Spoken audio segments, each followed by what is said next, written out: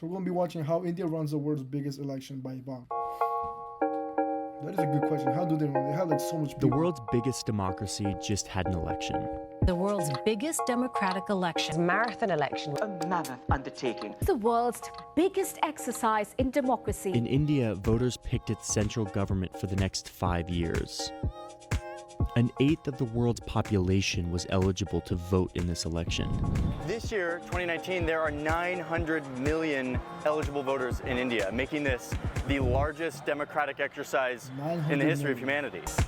But this isn't a video about 900 Indian million. politics, because before India's people can even cast their vote, the election How many people live in the United States? Alright, dude. According to ChatGPT, we have around 347 million people as of 2025 living inside the US. I'm pretty sure India has over 1 billion people living in that country. And also, they said that they have 900 million registered voters. So that means that in the US, it counts the total population of 347 million, counting the kids, babies, anything like that. That is not registering the registered voters. There's over 1 billion people in India, and 900 million of them are going to vote. So I'm wondering how they even count these votes. needs to come to them. Polling stations need to be set up wherever people live. And in one of the largest and most populous countries in the world, that isn't an easy task. That doesn't sound easy. India has to reach voters in coastal cities in the south, in the rural regions of the west, and jungles to the east, and everywhere in between. Yeah.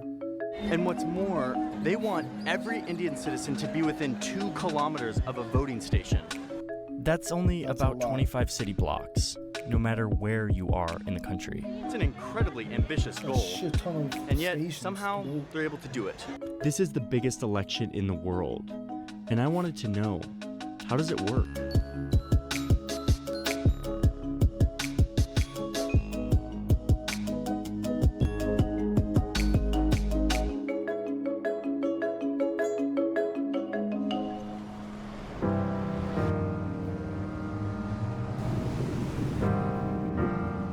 Unless I got India. Every election, a team of There's so government many people in officials and India. security forces get on a boat in the east of India to take off towards this island.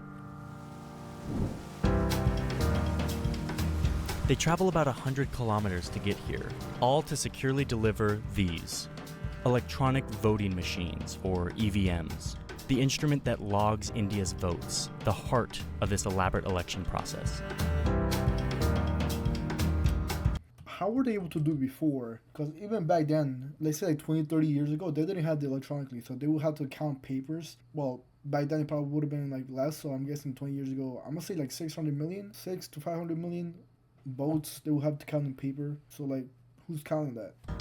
India has 2.3 million voting machines for its 900 million voters. Oh, shit. So getting these That's a lot of machines machines. close to every voter is a big logistical undertaking. That's why India doesn't have a single election day. Instead, it's closer to an election month with multiple phases that last weeks. This process takes more than 11 million election officials and security forces who move from polling station to polling station to polling station, from densely populated cities to the rural areas where the majority of Indians live.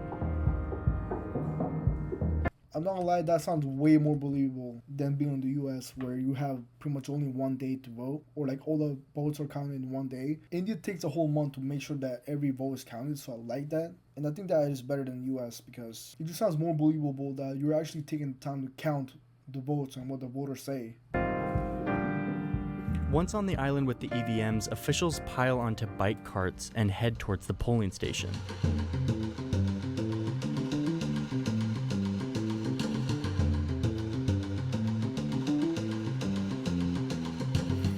Once they arrive, they begin setting everything up for the vote.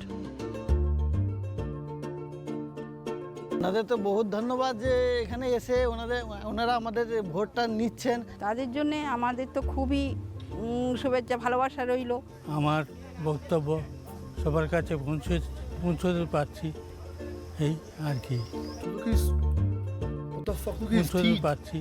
His teeth are straight black. Is that like normal in India to have black teeth? It's the same color as this fucking pencil, dude. It's just straight black. Look at his teeth, dude. You can kind of see his teeth like the white part, but এই আর কি। what the fuck? That cannot be healthy. On election day, voters line up. cast their vote, and get their fingers inked to prevent double voting. This is where the process ends for the voters. But for the election officials, this is just the beginning. Driving a boat out to a remote island is just one of many ways that officials reach every voter.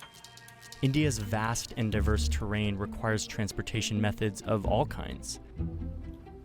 Like in the jungles of this northern state, where elephants transport voting machines to reach a remote town, or in the Himalayas, where officials hike for hours to bring EVMs for election day.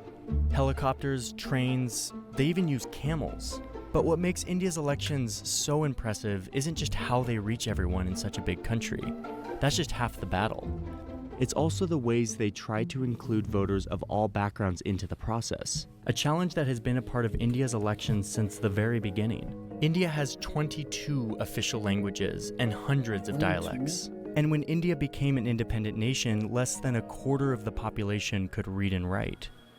The newly formed Election Commission of India created a range of symbols to correspond to each political party, like an Less than a quarter of its population could not read. So 75% of its people could not read stop signs or how did they drive? They couldn't have been driving, honestly. And half of the population doesn't know how to read. So what do they do? 'Cause I'm pretty sure most of that population is pretty much still alive. Even 20 years down the line, they're still learning their ABCs. I mean, for them, it's going to be a lot different because, it's so many languages that they have to learn. But still, if it's in that sense that you can't read another language, that's one thing. But if you can't read your own language, that's another. Because I think you should know that. But I don't know if it's just an American thing that you have to learn how to read. elephant, a lotus, a hand, or even an alarm clock.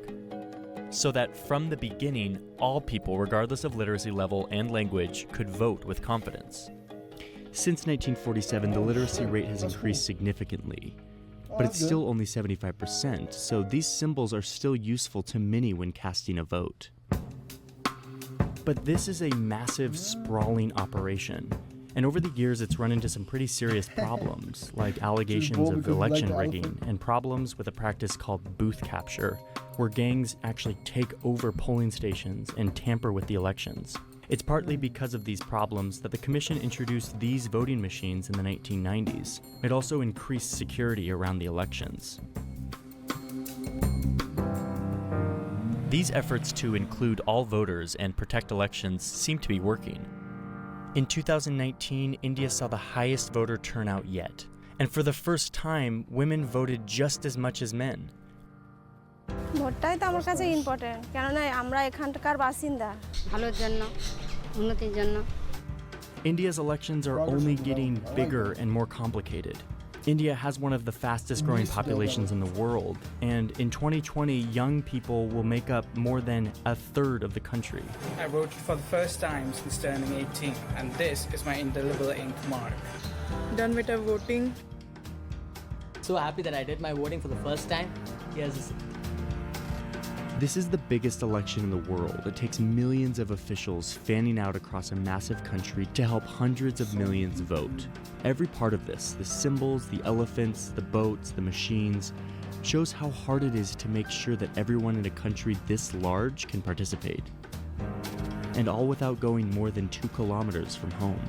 Dude, that's actually a very, very interesting video, dude. I did not know that they took such measures to go vote. And also, I mean, I don't want to sound rude, but I don't see a lot of progress going on in India in the sense of the streets being clean. So I don't know where they use their funds on, or if they even do taxes like that. So that's another thing that I would like to figure out, because they are a massive nation in terms of population, and I don't know how they feed all those people, to be honest. Are you able to feed every single day in and out, over 1 billion people in just one small country? So I don't think India is as big as the US or as big as China. Probably a little bit smaller, but still they have so much people living in it, kind of cramped up. But I'm actually pretty happy that they have democracy there in the sense that they can actually vote. I made some videos, very informative video.